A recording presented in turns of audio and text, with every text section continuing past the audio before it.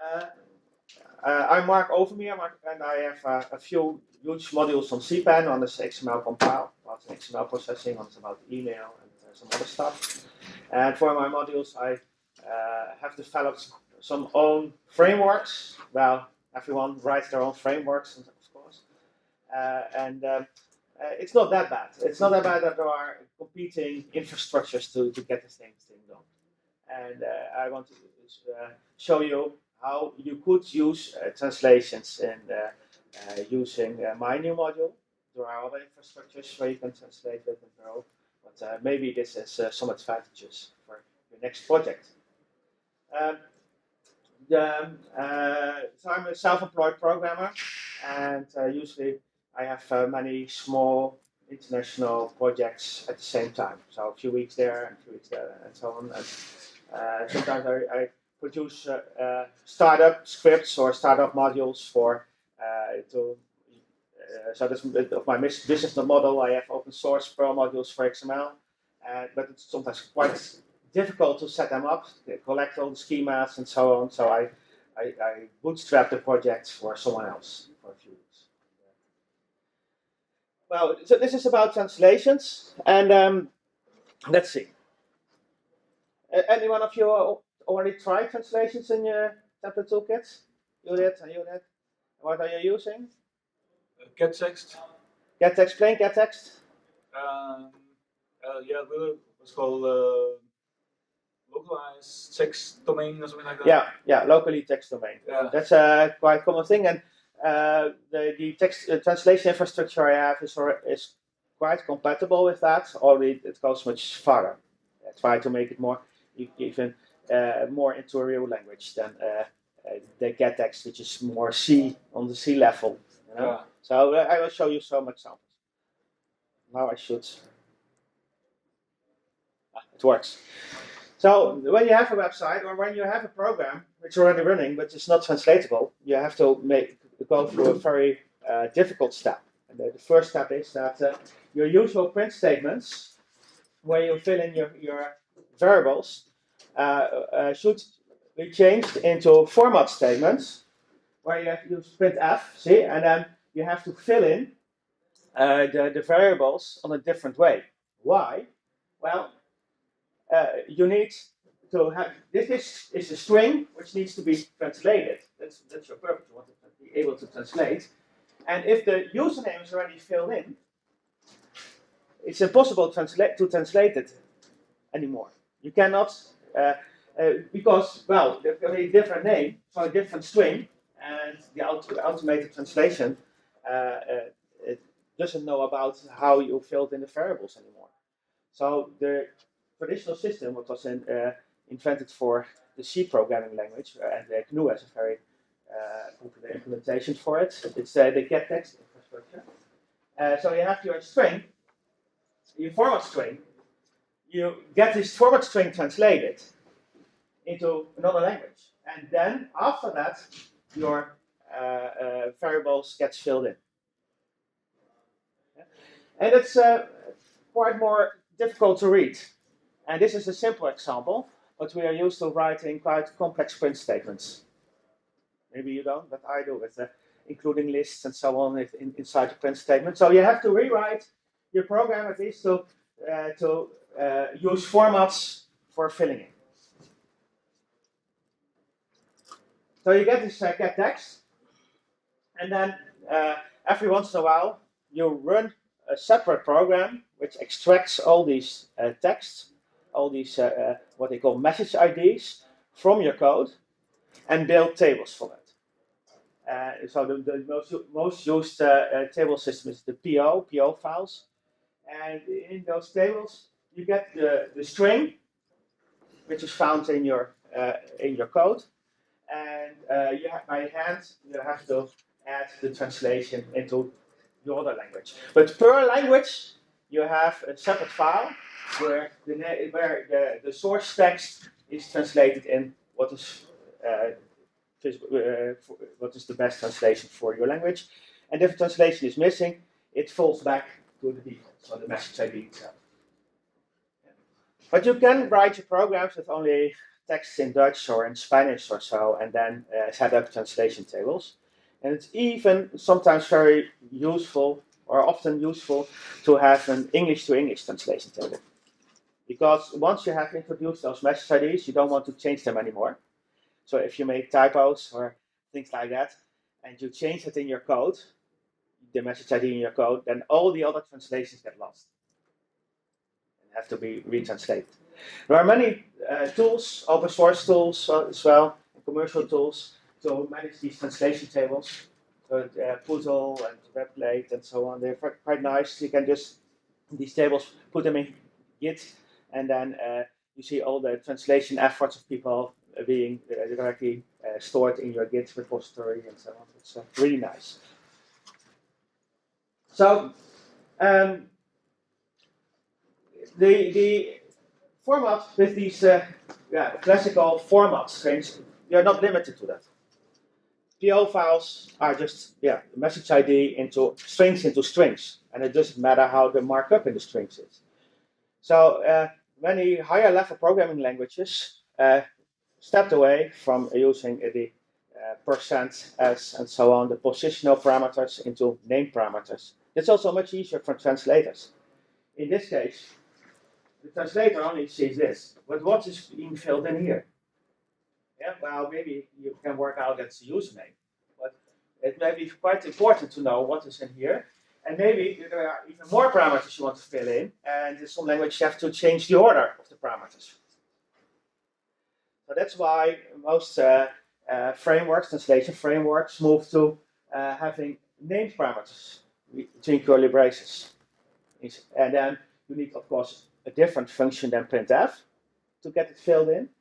So, for instance, locally text domain, which is the most used translation framework in Perl, has a function, a replacement of the printf, which is called __x.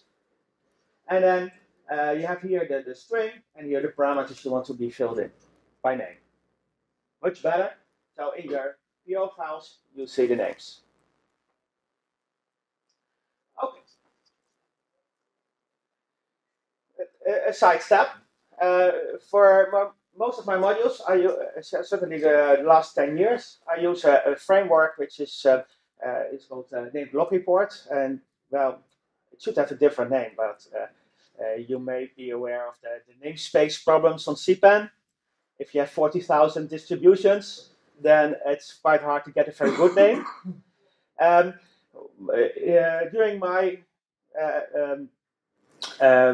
career in programming, I discovered more and more that 3 parts of your program are always very closely linked to each other. And that's that logging, exception handling, and translation are nearly always needed on the same spots. They are so very tightly coupled. And so I wrote a framework which makes it easy for you to do things what you're doing now in 3 steps often, doing it in 1 step. And now, for instance, this is how probably your Perl program looks like. In my case, in this block report, I have an extension. Here you see the name, which must be translatable later. And we saw this pattern with the name parameters. So here you see kind of the translation part. Here you see an exception mechanism.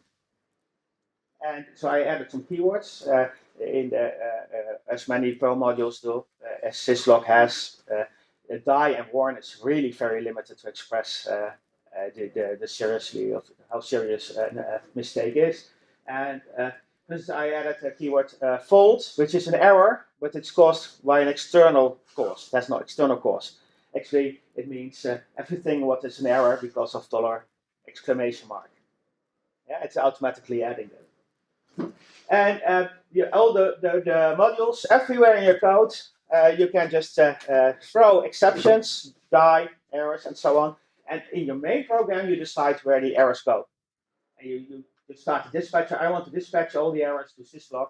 You can give the name and configure it, but you can have more than 1 dispatcher in the same program. I can say, I want to have the errors in English translated to English to syslog, and in Chinese to website, the same errors. It uses different translation tables.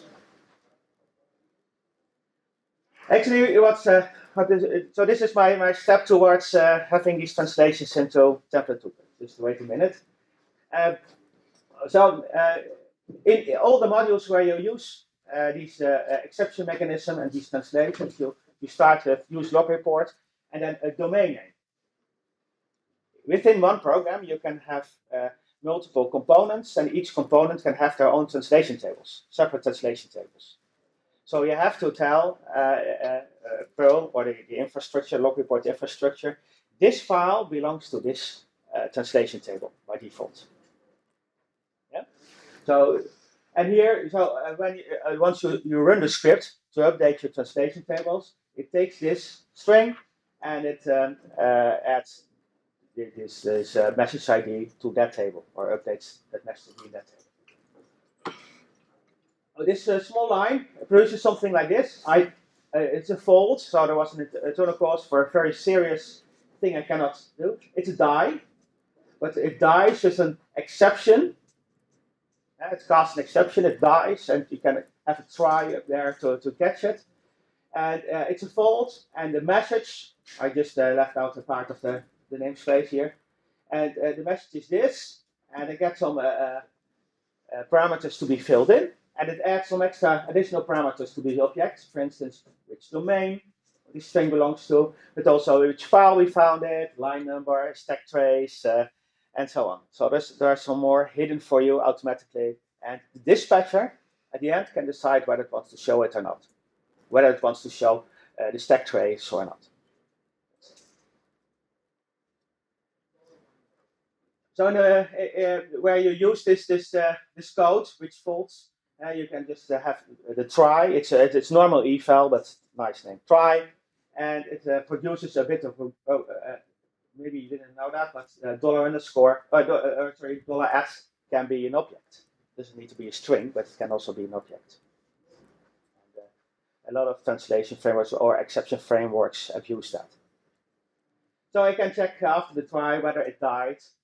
And here I can get which exception was fatal for this try block and do things with that. And in this case, okay, I want to have the fatal exception, that's the X, and then the message, and please translate it to my language. And how you figure out which language you have to do, that's quite a complication. Yeah? You can, if there's a browser request, you can accept languages, decode accept languages, or some websites have an infrastructure that the user can determine in which language it wants to see it. And I can even imagine that you need the different languages for different components of the program. For instance, the application I maintain, the messages that they send emails, but the emails are in Dutch, but the interface is in English. Yeah? It adds some. Okay. So this translatable thing, the fault, you see this back in the was fatal, the exception mechanism. This __x function produces the message object, which is a component of an exception. But it can also live separately. If you only need translations and no exceptions, you can use it separately. The message ID is this component. You have parameters. This part. And somewhere you have to do the translation. And the translation, in this case, is currently a lookup function in DPO tables. And print I. And print I is a module which I split off of log report, a separate module now, which means it's a string print. There are at least 10 different implementations on CPAN to replace printf, features of printf, but I think mine is a bit smarter, as everyone thinks about their own code. Yeah? So here is the message ID. You have to look it up in the right namespace in the right language, and then this is incorrect, as you see, it's double.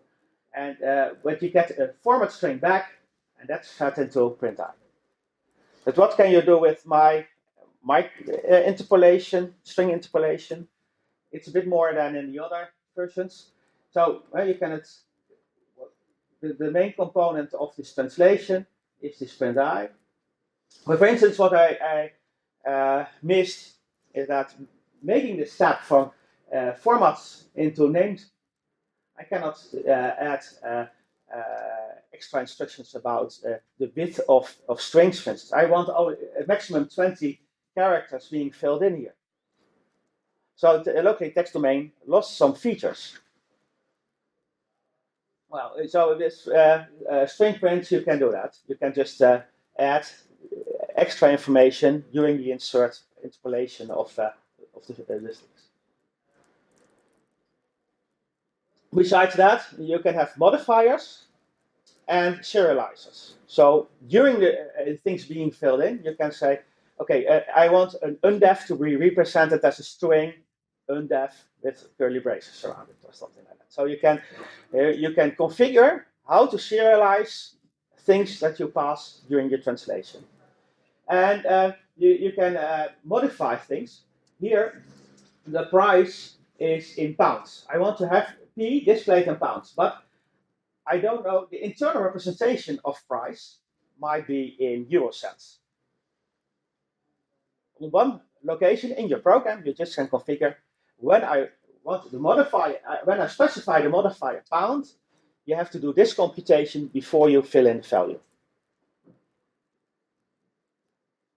Yeah, you can if it's set defaults, if it is undef, I want to have this printed. And the nice thing is you can trick this with code.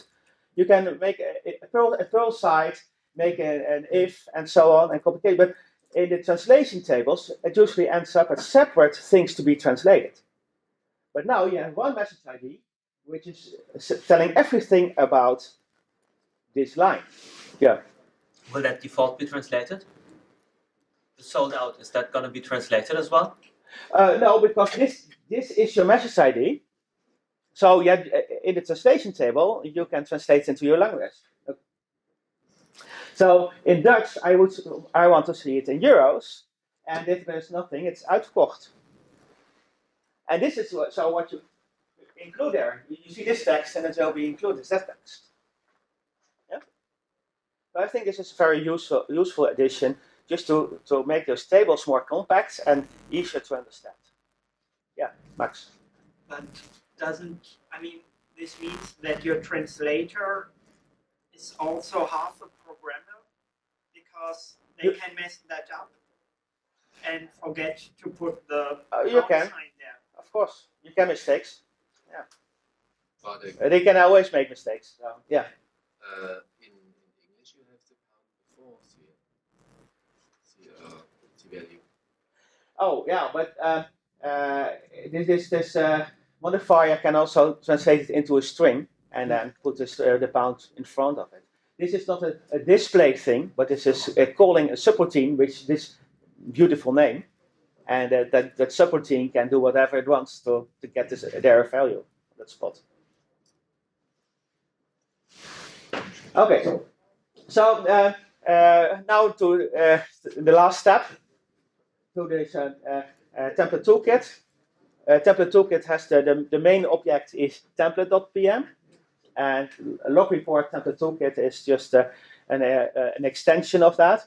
And the new is exactly the same. So all the template toolkit parameters, the search path and so on, is all exactly the same. The process to fill in a template is exactly the same. But the only thing you now need is to add your text domains, which are using in your web pages. So you say, okay, I have a text domain. This is the table, the set of tables. It's my project name, and you can have more than one. This is the translation function I want to use for this text domain.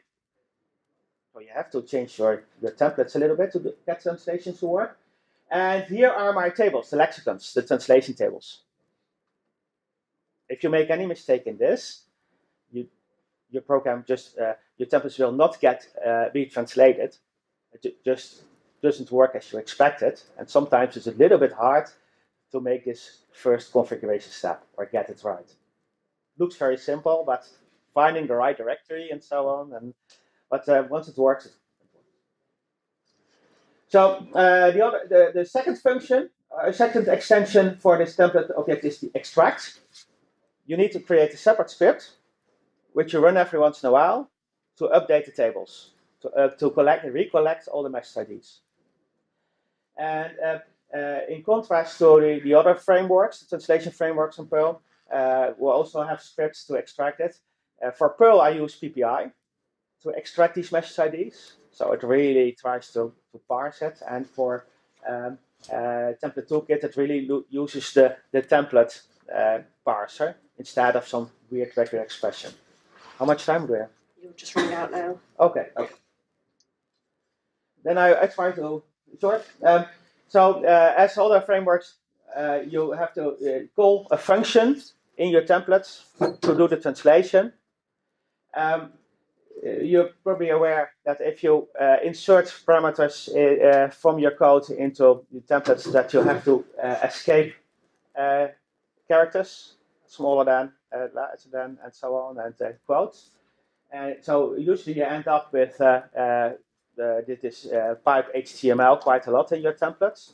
But if you use the template toolkit my extension to do translation, it already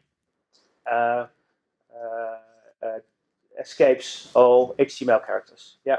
Is it possible to have the translation produce HTML and not double encode it?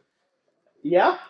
If you use a label which has underscore HTML at the end, then it will not escape this one, but it will escape that one. And that's the nice thing, that it's really integrated. It's not doing a dump translation which doesn't know anything about HTML. It tries to be smart insert. And you see that in my program it doesn't have need to have a name which is contains its underscore HTML, but only in the message ID I need that. So this will get escaped, but the content of that will not be double escaped. You can also use this magic of what you're used to in template toolkit in here, in this side, and it's even smarter because I cannot do this for Perl translations, but in template toolkit you can ask the context about the username, because it looks very stupid when you have to write user arrow user all the time to pass in. So, but gladly I can just inspect the namespace and take the name out, and you get errors if it cannot be found. Yeah, product price. Nice thing is, of course, it could be a hash. If product is a hash or an object, you call it a method price. If the hash, you call the key price, and so on. And this is what you get for the translation, this whole thing. Yeah, the default is now a dash. So little extra code, very little extra code. As you saw, only a few lines to define your text domain. Yeah, the templates get more complex because you have to have this localization call. Translations understand HTML, how to produce HTML. Reuse, configuration can use extract. You only have to define your setup once. And yeah, it's a bit more powerful. And there are other translation systems, but maybe you, for your next projects, you want to do this. If you want to step over from your existing system, your message ID formats can be a little bit different.